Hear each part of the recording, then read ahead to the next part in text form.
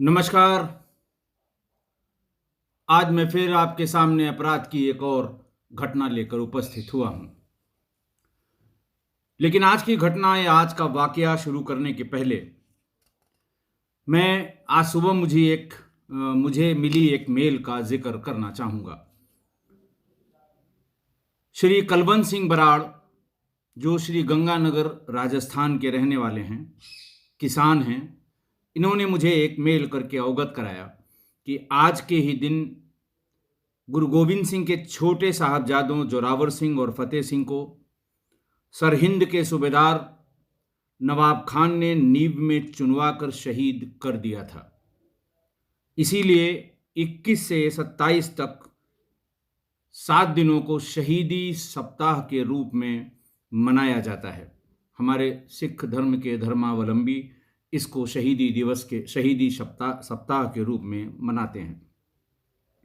ये जानकारी श्री कुलवंत सिंह बराड़ ने मुझे आज मेल के माध्यम से दी थी। मैं किस्सा गोई परिवार के सभी सदस्यों और खासकर सिख धर्म के धर्मावलंबियों को आज के इस शहीदी दिवस पर उनकी भावनाओं से अपने आप को जोड़ता हूं और उन दोनों शहीद पुत्रों को अपने श्रद्धा सुमन अर्पित करता हूं।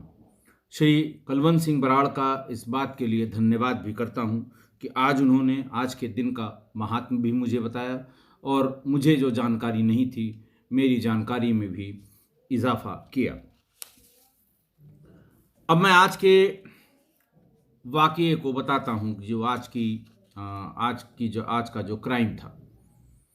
ये वाकया 8 अक्टूबर का है। सन था 1998। मैं लखनऊ में ही पोस्टेड था, उस समय एसटीएफ में था। लखनऊ के बिल्कुल पास का सटा हुआ जिला है हरदोई। हरदोई में एक थाना है, एक इलाका है बेनीगंज। 3 अक्टूबर को दशहरे का दिन था। जगह जगह रावण के जलाए जाने की या तो तैयारी हो रही थी या रावण जलाया जा रहा था। पुलिस के लिए पूरे साल में जो 4-5 दिन ट्रेडिशनल बंदोबस्त के होते हैं। ट्रेडिशनल बंदोबस्त का मतलब पुलिसिंग में जो बंदोबस्त किया जाता है, जो अरेंजमेंट्स किए जाते हैं सुरक्षा के दृष्टिकोण से, उसे बंदोबस्त कहते हैं। और ये ट्रेडिशनल बंदोबस्त है।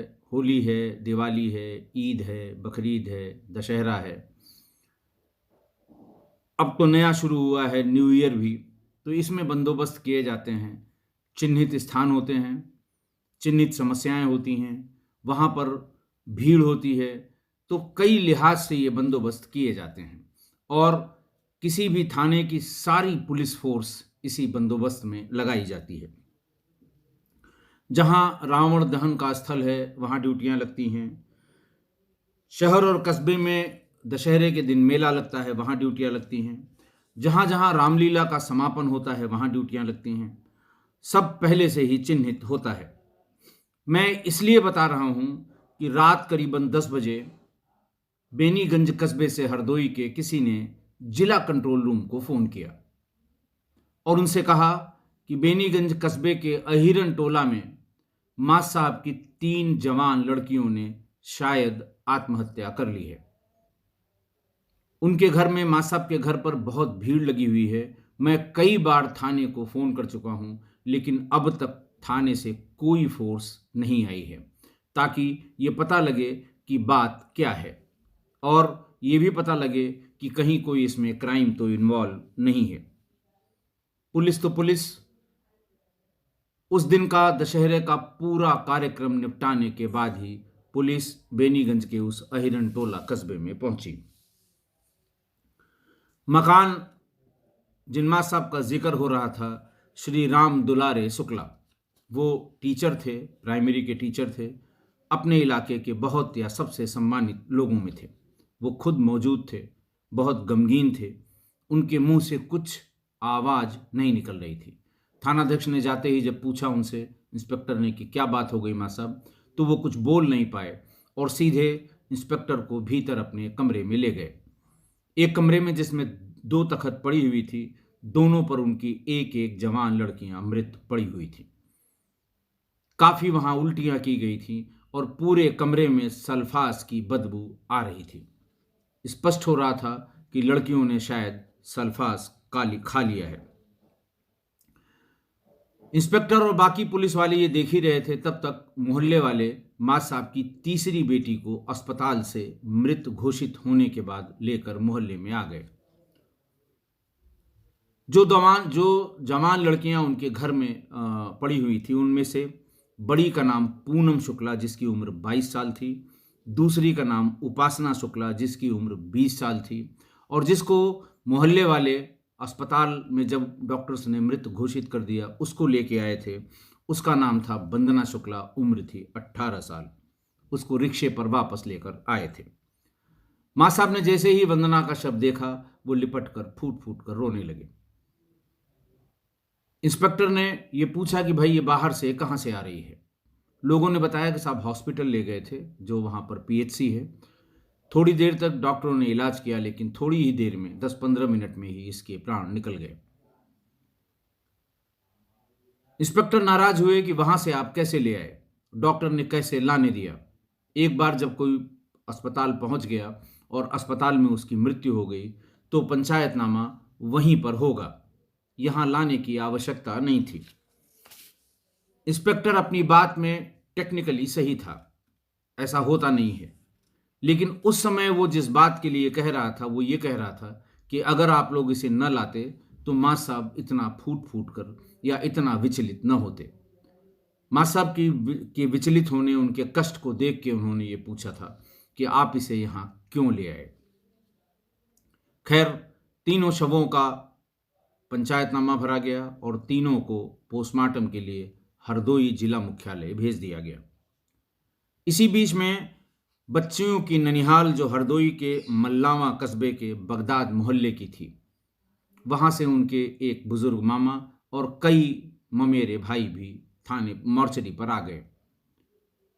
रात का वक्त ज्यादा हो गया था, पोस्टमार्टम सवेरे होना था, लेकिन वो सारे लोग मोर्चरी पर बने रहे।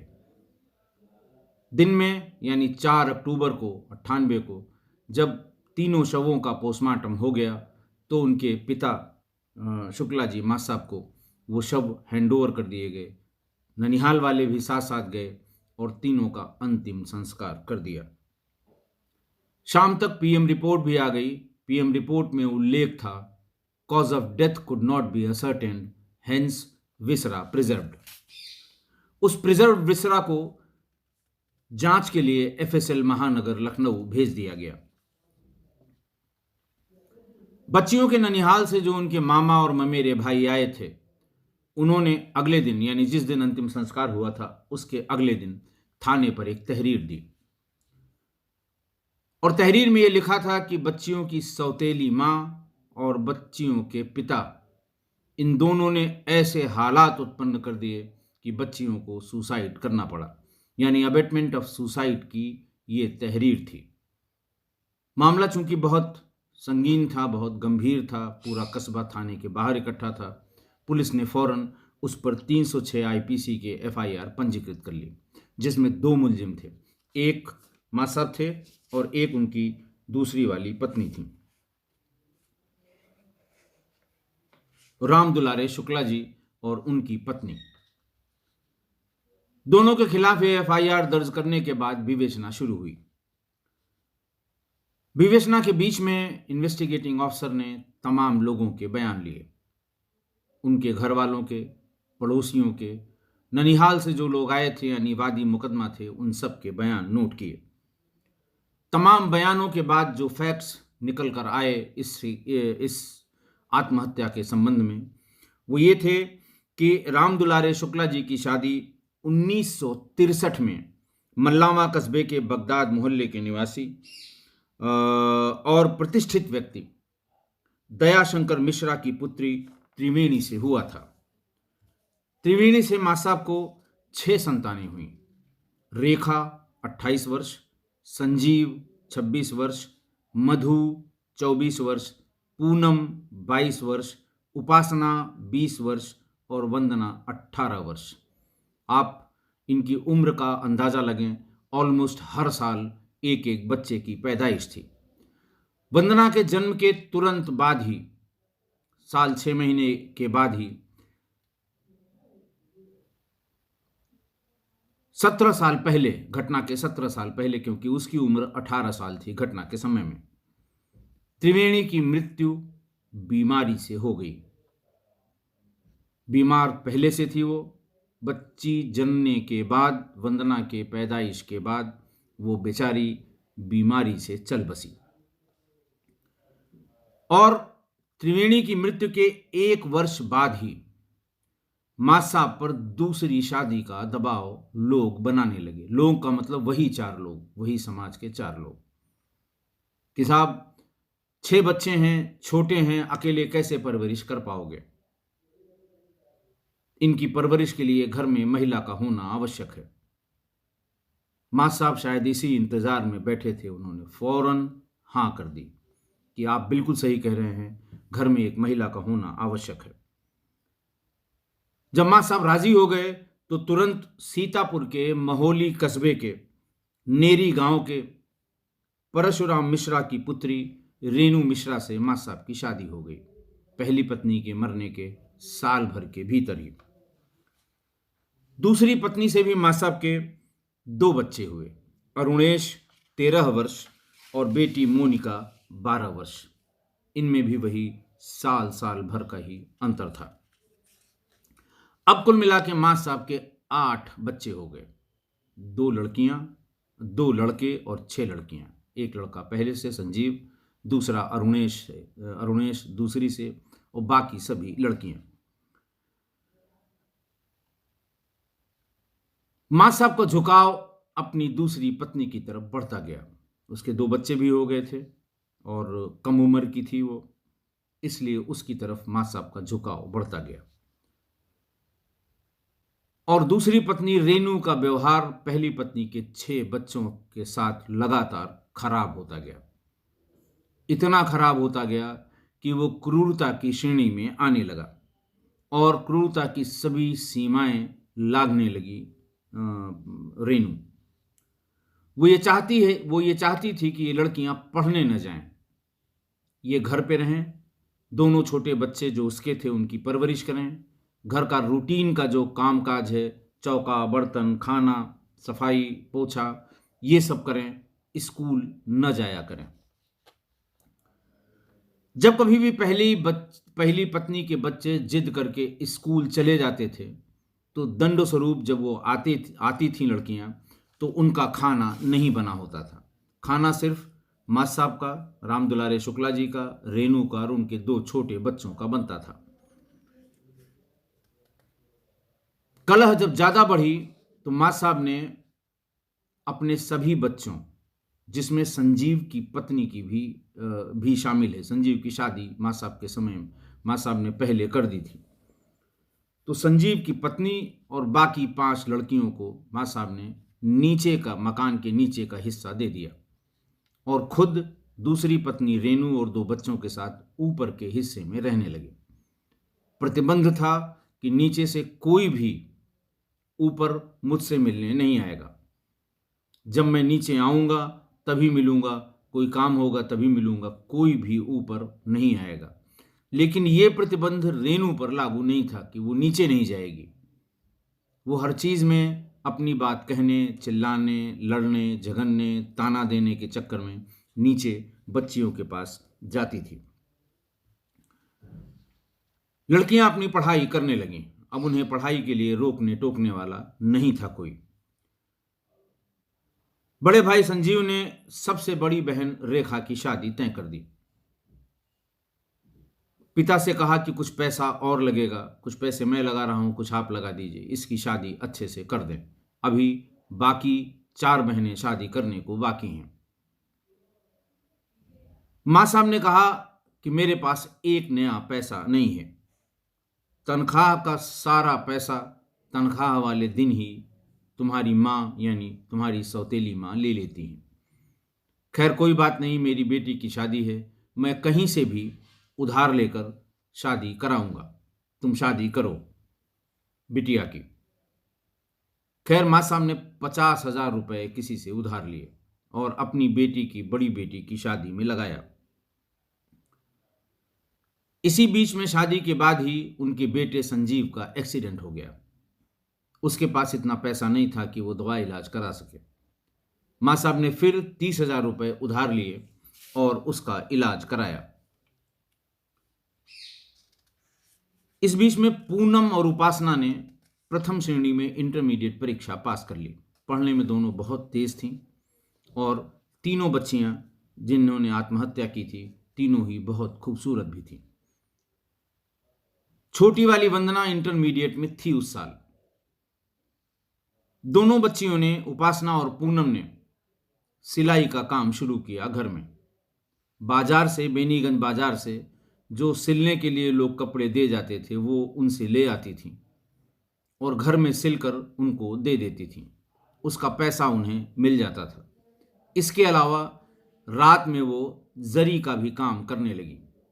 अच्छी जरी का काम करती थीं तो उन सभी बहनों के लिए पढ़ाई की फीस का पैसा वो उससे निकाल लिया करती थी।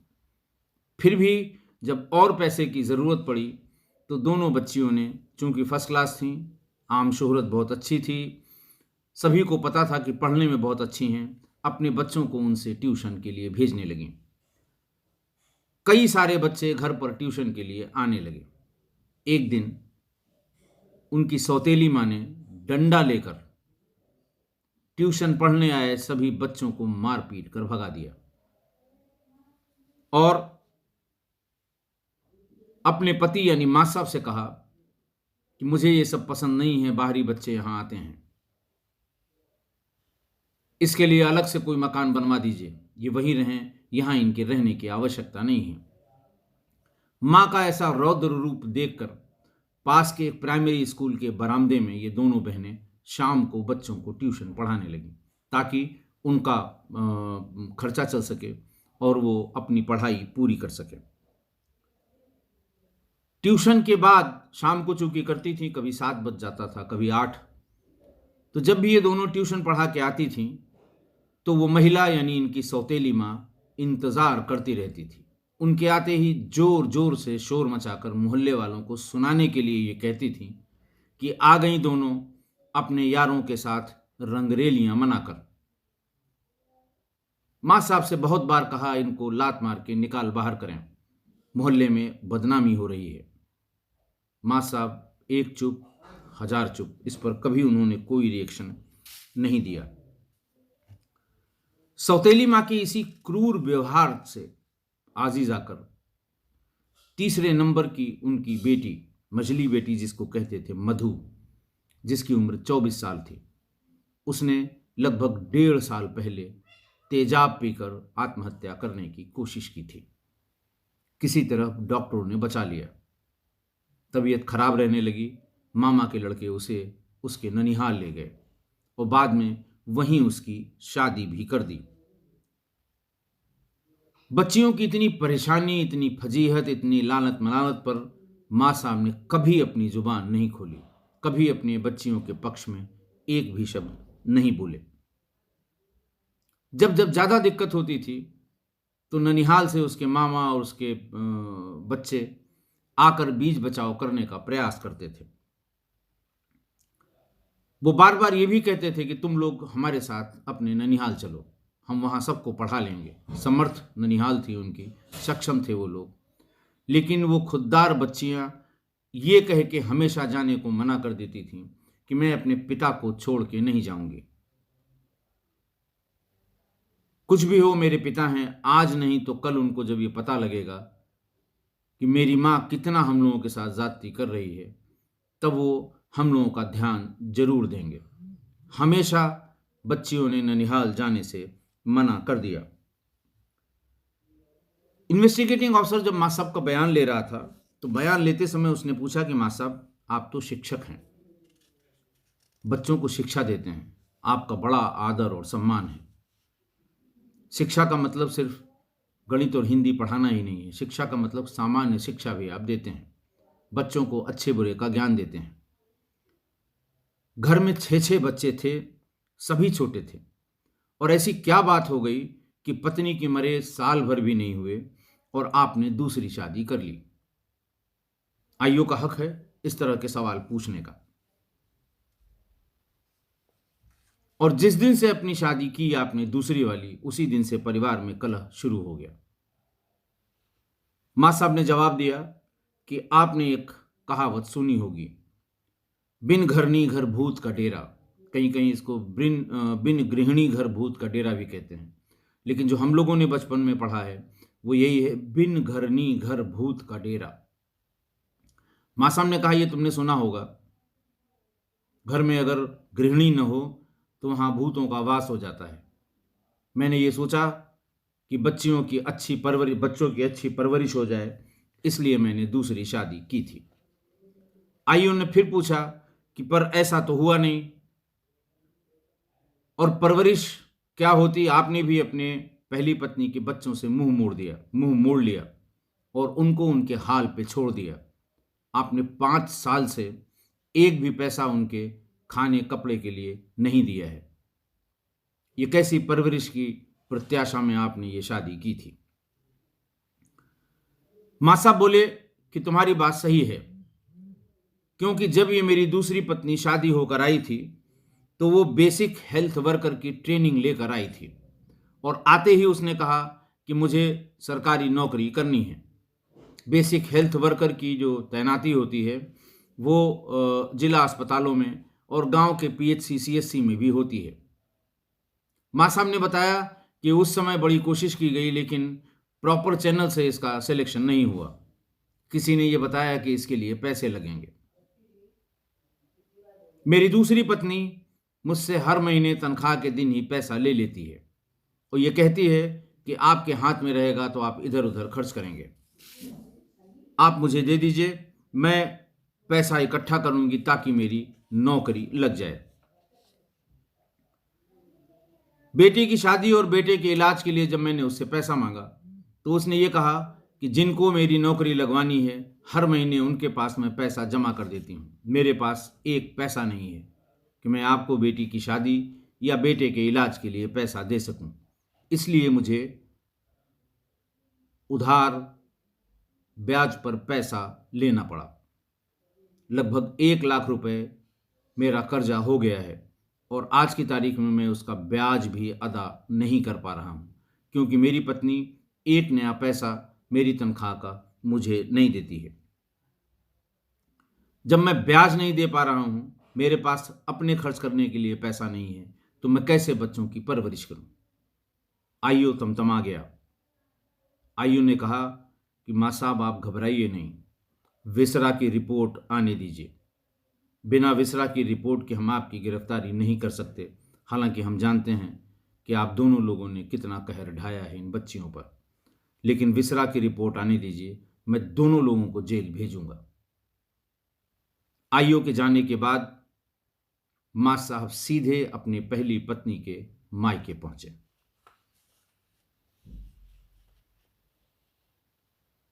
क्योंकि उसने कह दिया था कि आप ही के बर्ताव के कारण ये पढ़ी लिखी, सज्जन, सुशील और बहुत ही खूबसूरत लड़कियों की जान गई है, मैं छोड़ूंगा नहीं आपको, बस विसरा की रिपोर्ट आ जाने दीजिए। इस बात से घबराकर वो अपनी पहली पत्नी के मायके पहुंचे। एक एक से उन्होंने माफी मांगी, अपने आप को बेदाग बताया और कहा कि मेरी पत्नी के कारण ऐसा हुआ है।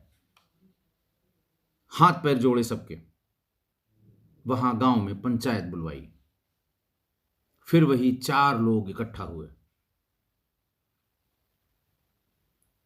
और उन 4 लोगों ने एक फरमान सुनाया, डिसाइड किया एक थोड़ी बहुत बातचीत के बाद कि भाई जो हुआ वो हुआ। तीनों लड़कियां उन दोनों के जेल जाने से वापस नहीं आएंगी, बल्कि नुकसान ये होगा कि दोनों प्राणी अगर जेल चले गए तो वो 2 अबोध बच्चे, उनका क्या होगा? ये दामाद तो इस घर के थे ही, बच्चे भी इन्हीं के हैं, तो अब जो हुआ वो हुआ, 2 बच्चों को क्यों मारा जाए? पंचायत के इस फरमान के दबाव में वादी मुकदमा, जो उसके मामा का लड़का था, उसने एक एफिडेविट बनवाकर आईओ को दे दिया। एफिडेविट में उसने लिखा कि मैंने आवेश में आकर तहरीर दे दी थी और मुकदमा लिखाया था। मुझे अब कोई कार्रवाई इन दोनों के विरुद्ध नहीं करनी है। तहरीर में दर्ज इन 2 मुलजिमान का कोई दोष नहीं है। ये इत्तेफाक था कि मेरी भांजियों, मेरी बच्चियों ने, मेरी फुफेरी बहनों ने आत्महत्या कर ली। वादी मुकदमा की इस एफिडेविट के बाद आईओ के पास कोई चारा नहीं था। उसने एफआर लगा के पूरी फाइल, पूरा केस, पूरी इन्वेस्टिगेशन बंद कर दी। हालांकि दोनों को जेल भेजने में कोई कठिनाई नहीं थी। चार्जशीट लगा के जेल भेजा जा सकता था। इस एफिडेविट का जिक्र तो ट्रायल के समय होता, लेकिन आईओ ने भी सोचा होगा कि ट्रायल की पहली पेशी में ही जब वादी मुकदमा ही हॉस्टाइल हो जाएगा तो एक दिन भी ये केस चल नहीं पाएगा, छूट जाएगा, पुलिस की अलग किरकिरी होगी। इसलिए उसने एफआईआर लगाकर और अपना कर्तव्य मान लिया कि हाँ, ये बिल्कुल सही है। आज की घटना, 3 निर्दोष, हालात की मारी, सौतेली मां के रोज रोज के ताने और पिता का कोई संरक्षण न मिलने के कारण दुनिया से रुखसत हो गई, जिंदगी की जंग हार गई और खुद ही ये डिसाइड किया कि अब इस दुनिया में रहना उनके लिए कठिन है। यह उस समय की हरदोई की सबसे हृदय विदारक घटना थी। इस घटना के सामाजिक पहलू पर सारे अखबारों ने बहुत बड़े बड़े लेख लिखे थे। किसी ने लिखा था कि इस गरीबी के कारण, पिता के पास कुछ पैसा न होने के कारण ऐसा हुआ। किसी ने लिखा था कि ईश्वर करे किसी को ऐसी सौतेली मां न मिले। इस तरह की तमाम अलग अलग सामाजिक पहलुओं पर बातें लिखी गई थी। उस समय के दैनिक समाचार पत्र राष्ट्रीय सहारा में श्री महेंद्र दत्त मिश्र ने भी ऐसा ही एक बहुत ही मार्मिक लेख लिखा था। उसकी कटिंग मेरे हाथ लग गई।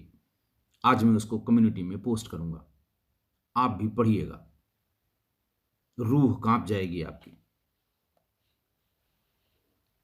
पर बच्चों को शिक्षा देने वाले गुरुतर दायित्व वाले शिक्षक मास साहब का आचरण और व्यवहार मेरी समझ में नहीं आ रहा है। मैंने भी कोशिश की समझने की, लेकिन नहीं आ रहा है। इस पूरे प्रकरण में 5 पक्ष हैं।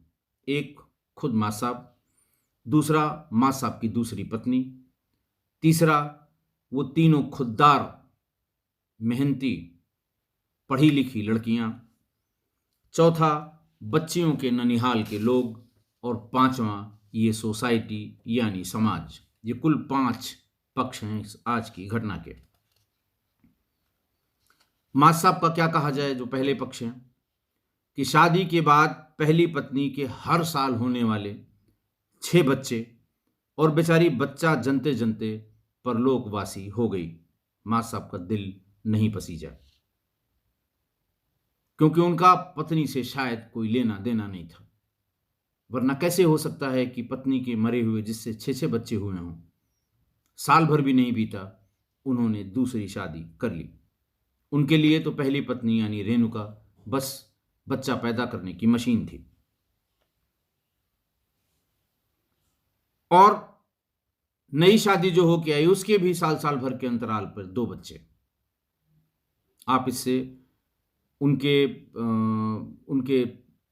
चरित्र को, उनकी पर्सनालिटी को समझ सकते हैं। मैं मुंह खोल के कुछ कहना नहीं चाहता कि मां साहब किस तरह के आदमी रहे होंगे। अगर बच्चों का पालन पोषण करने के लिए उन्होंने अपनी शादी की दूसरी वाली, तो फिर बच्चों से मुंह क्यों मोड़ लिया? उनको उनके हाल पे क्यों छोड़ दिया? बच्चों की परेशानी और तकलीफ, उनके साथ जो क्रूर व्यवहार था, उस पर उन्होंने आंखें भी बंद कर रखी और मुंह भी सिल के रखा। ये बिल्कुल समझ के परे है। दूसरा पक्ष, इनकी दूसरी पत्नी। शादी के बाद उसको मां साहब ने इतना सर चढ़ा लिया कि वो 6 बच्चों से, जो मां साहब के ही बच्चे थे, इतना क्रूर व्यवहार किया, इतना क्रूर व्यवहार किया कि पुरातन ग्रंथों में जो राक्षसी जिस महिला के लिए कहा जाता था, या तमाम नाम की कई राक्षसियां अलग अलग ग्रंथों में आपको मिलेंगी, वो भी मां साहब की दूसरी पत्नी रेणु के व्यवहार को देखकर शर्मा जाएंगे। ऐसा व्यवहार था। तीसरा पक्ष मां साहब की पहली पत्नी की वो खुददार बेटियां थीं, परिस्थितियों से मुकाबला कर रही थीं, खुद कमा रही थीं, पढ़ा रही थीं, जरी का काम कर रही थीं, सिलाई का काम कर रही थीं, बच्चों को ट्यूशन पढ़ा रही थीं। इतनी परेशानियों में थीं, फिर भी ननिहाल जाने को तैयार नहीं थी। सौतेली मां का जुल्म रोज रोज सह रही थी, समाज से भी लड़ रही थी, तानों से भी लड़ रही थी, लेकिन उन्हें इस तरह से हार नहीं माननी थी। इतनी जल्दी मैदान नहीं छोड़ना था।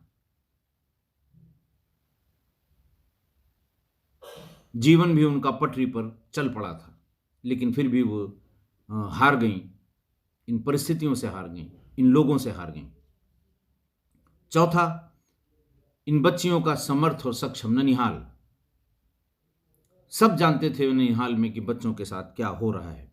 एक बेटी को तो ले भी गए जिसने एसिड यानी तेजाब पीने की कोशिश की थी, उसकी शादी भी की। तो उन्हें बच्चों की सहायता करनी थी।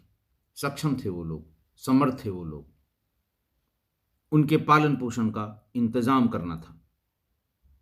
अगर बच्चियों को ननिहाल का सहारा होता, वो महसूस करती, तो हो सकता है कि वो इतनी जल्दी इस जंग में हार नहीं मानती।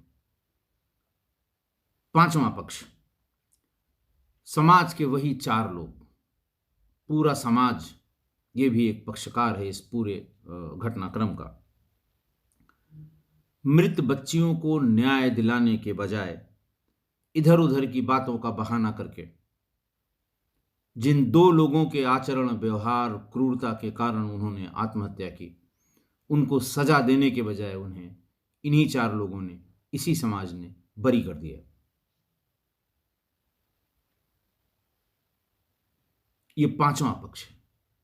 आज मैं किस्सा गोई परिवार के हर सदस्य से कहूंगा कि अपनी बेबाक राय इन पांच पक्षों के बारे में दें कि किसकी गलती थी,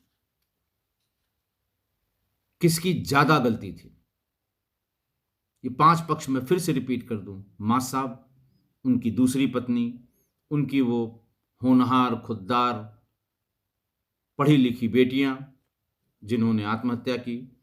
चौथा, बच्चियों के ननिहाल के लोग। और पांचवा, समाज जिसने दोनों आतताइयों को बचा दिया, बच्चियों को न्याय नहीं मिल सका। किसकी गलती थी और कितनी गलती थी, आप जरूर लिखें। मैंने कभी आपसे इस तरह के रिएक्शन नहीं मांगे हैं, और मैं आज इसलिए मजबूर होकर आपसे ये रिएक्शन मांग रहा हूं, आपसे ये टिप्पणी मांग रहा हूं, आपसे आपकी राय मांग रहा हूं, क्योंकि आज पहली बार मैं भी इस पूरी घटना में कंफ्यूज हो रहा हूं कि आखिर ऐसा क्या हुआ, किसकी गलती से हुआ कि तीन तीन होनहार बच्चियों को अपनी जान देनी पड़ी। इसलिए आप सभी लोग अपनी राय दें, ताकि आपकी सम्मिलित राय, अगर आप सब लोग मिलकर किसी एक को दोषी मानते हैं, किसी दो को दोषी मानते हैं, तो अगले अंक में मैं जरूर इसका जिक्र करूंगा कि पिछले अंक में जो सबसे गलती थी, सबसे ज्यादा थी, फलां की थी, उसके बाद फलां की थी। आधे मिनट 10 सेकंड में मैं इसका जरूर जिक्र करूंगा। आशा है आप मेरी बात से सहमत होंगे। सहमत हैं तब भी, नहीं सहमत हैं तब भी, और अपनी राय के साथ मुझे मेरी मेल आईडी पर जरूर बताएं। मेल आईडी वही पुरानी, rajeshpande61@gmail.com। आज के लिए बस इतना ही। बहुत बहुत धन्यवाद।